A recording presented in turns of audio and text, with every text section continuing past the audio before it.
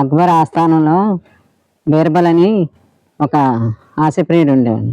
ఎలాంటి సన్నివేశాన్ని ఎలాంటి సందర్భాన్ని అయినా సరే చతురతతో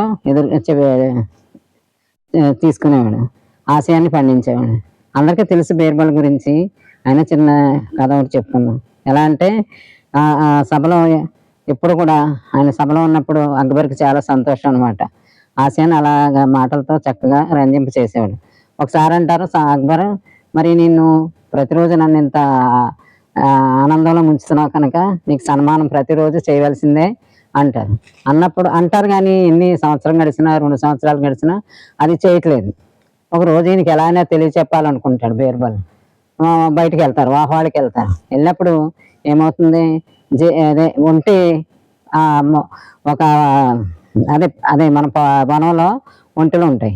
దాని మీద సాగిపోయి ఉంటాయి కదా ఒంట్లు. అది అడుగుతాడనమాట. అక్బర్ అడుగుతారు, బీర్బల్ వీటికి ఎందుకు మెడలు ఇలా సాగిపోతున్నాయి అని అడుగుతారు. అడిగినప్పుడు అంటాడు, అవి ఇచ్చిన మాటను మర్చిపోయి అలాగా నిర్లక్ష్యం చేసినందుకు మెళ్ళ సాగిపోయినాయి అంటారు.